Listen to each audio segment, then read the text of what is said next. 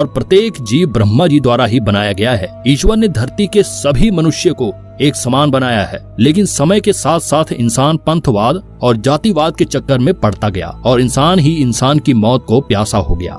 धर्म और जाति के नाम पर प्राचीन भारत में कभी कोई भेदभाव नहीं होता था। पहले लोगों को किसी जाति के आधार पर नहीं बल्कि वर्ण और उनके काम के आधार पर बांटा जाता था। आज के समय में जैसे डॉक्टर्स, इंजीनियर्स, टीचर्स, वकील जैसे अलग अलग पेशे हैं, ठीक उसी प्रकार पहले लोगों को उनके कर्म के आधार पर ही पहचाना जाता था। ब्राह्मण, क्षत्रिय, वैश्य और शूद्र के बारे में आपने पढ़ा भी होगा।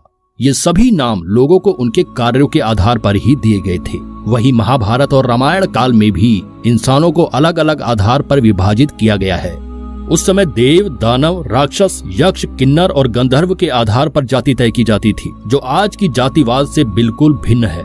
चमार जाति के बारे में वैसे तो कहीं उल्लेख नहीं है। चमार शब्द का प्रयोग पहली बार सिकंदर लोधी द्वारा 16वीं शताब्दी में किया गया था, जिस समय भारत में तुर्की और अफगान के आक्रमणकारियों ने भारत में प्रवेश करना शुरू किया था। उस समय पश्चिम बंगाल में चर्मकार वंश का राज हुआ करता था। ये इक्ष्वाकु और सूर्यवंशी क्षत्रिय समुदाय से संबंध रखते थे। गौतम बुद्ध, चंद्रगुप्त और अशोक सम्राट भी इसी वंश के थे। राजा चवर सेन के शासनकाल के दौरान चर्मकार वंश काफी ऊंचाइयों तक पहुंच गया था। संत रविदास जी भी चवर वंश के ही वंशज थे। चित्तौड़ के राजा राणा सांगा और उनकी पत्नी झाली रानी संत रविदास जी को काफी मानते थे। राजा और रानी ने मिलकर रविदास जी से चित्तौड़ आने का अनुरोध किया और कहा कि वे चित्तौड़ के राजगुरु बनकर महल में निवास करें। रविदास जी ने राजा का आग्रह स्वीकार कर लिया और चित्तौड़ के महल में रहने लगे। इस दौरान रविदास जी के व्याख्यान और उनकी रचनाओं ने लोगों को प्रभावित करना शुरू कर दिया और बड़ी संख्या में लोगों ने रविदास जी को अपना गुरु स्वीकार कर लिया। वहीं दूसरी ओर दिल्ली में सिकंदर लोधी का शासन चल रहा होता है। सिकंदर को रविदास जी के बारे में सूचना मिली तो उन्हें डर हुआ कि कहीं लोग इस्लाम धर्म की बजाय रविदास जी से ज्यादा प्रभावित होना शुरू न कर दे। सिकंदर घबरा गया और अपने एक खास व्यक्ति मुल्ला सदना फकीर से कहा कि वह चित्तौड़ जाए और रविदास जी से इस्लाम धर्म कबूल करने को कहे। रविदास जी को जबरन मुसलमान बनाने के लिए सदना फकीर चल पड़ा।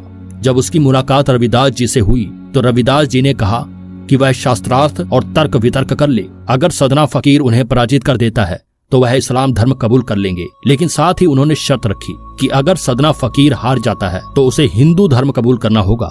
सदना फकीर को अपने आप पर पूरा भरोसा होता है और दोनों के बीच वाद विवाद शुरू हो जाता है। इस शास्त्रार्थ में रविदास जी की जीत होती है और उनके तर्क वितर्क से सदना फकीर इतना प्रभावित हो जाता है कि वह अपनी मर्जी से ही हिंदू धर्म अपना लेता है और अपना नाम बदलकर रामदास रख लेता है। रामदास और रविदास जी मिलकर हिंदू धर्म का प्रचार करने में जुट जाते हैं। रविदास जी समाज के सभी लोगों को एक समान नजरों से देखते थे और बराबरी का संदेश दिया करते थे। जब सिकंदर लोधी को पता चला कि सदना फकीर ने हिंदू धर्म अपना लिया है तो वह आग बबूला हो गया और उसने रविदास जी को बंदी बनाने के आदेश दे दिए। रविदास जी को बंदी बनाकर एक कारागृह में डाल दिया गया, जहां उन्हें चमड़े के जूते बनाने का काम सौंपा गया। सिकंदर लोधी का हिंदुओं पर अत्याचार बढ़ता जा रहा था। वह लोगों को अधिक से अधिक इस्लाम कबूल कराने पर मजबूर कर रहा था। रविदास जी को जब कारागृह में बंद किया गया तो क्षत्रिय राजाओं और चर्मकार वंश के लोगों का खून खौल उठा। कई राजाओं ने मिलकर दिल्ली को चारों तरफ से घेर लिया। सिकंदर लोधी के खिलाफ आम लोगों ने अपनी आवाज बुलंद कर दी। इस तरह लोगों के विद्रोह को देखते हुए लोधी ने संत रविदास जी को रिहा कर दिया। लेकिन सन 1520 ईस्वी में संत रविदास जी का देहांत हो गया और एक बार फिर सिकंदर लोधी का अत्याचार बढ़ गया। चर्मकार वंश के लोगों ने इस्लाम धर्म कबूल करने से साफ इनकार कर दिया। सिकंदर लोधी ने इस वंश के सैकड़ों हजारों लोगों को बंदी बनाया और उन्हें चमड़े के जूते और अन्य चीजें बनाने का काम सौंप दिया गया। विदेशी आक्रमणकारियों से पहले भारत में चमड़े के जूते या अन्य चीजों का प्रयोग नहीं किया जाता था और चमड़े को लोग अशुद्ध माना करते थे। इसके बाद सिकंदर लोधी ने चमड़े का काम करने वाले क्षत्रिय लोगों का अपमान करने के लिए उन्हें चमार कहकर संबोधित किया। चर्मकार वंश के लोगों का अपमान करने और इस्लाम कबूल न करने पर सिकंदर ने चमार कहकर इस क्षत्रिय समुदाय का बहुत अपमान किया। क्षत्रिय लोग हमेशा से ही अपने उसूलों के पक्के माने गए हैं। वे ना तो सिकंदर के आगे झुके और ना ही उन्होंने इस्लाम धर्म कबूल किया। इस तरह से अपने स्वाभिमान की रक्षा के लिए उन्होंने चमड़े का काम किया और तभी से चमड़े का काम करने वाले लोगों को चमार कहना शुरू कर दिया गया। इस जाति के लोगों की शिक्षा पर भी रोक लगा दी गई, जिससे कि उनकी आने वाली पीढ़ी को अपने गौरवशाली इतिहास के बारे में बिल्कुल भी पता न चल सके। चमड़े का काम करने के कारण ही उन्हें क्षत्रिय समुदाय से अलग कर दिया गया। सिकंदर लोधी ने ही इन्हें नीच और शूद्र जाति का दर्जा दिया। कर्नल टोड ने अपनी किताब द हिस्ट्री ऑफ राजस्थान में चर्मकार वंश और राजा चंवर सेन के बारे में काफी कुछ लिखा है। चमार जाति के इतिहास के बारे में सबसे अच्छी व्याख्यान डॉक्टर विजय सोनकर शास्त्री जी की पुस्तक हिंदू चर्मकार जाति में देखने को मिलता है। आज भी चमार जाति के लोग संपूर्ण भारत में पाए जाते हैं। भारत के अलावा नेपाल और पाकिस्तान में भी इस समुदाय के लोग रहते हैं। राजस्थान के कुछ हिस्सों में चमारों का रहन सहन और बर्ताव राजपूतों जैसा नजर आता है। महिलाएं घूंघट रखती हैं, तो वहीं पुरुष स्वाभिमान के लिए मूछें और पगड़ी रखते हैं।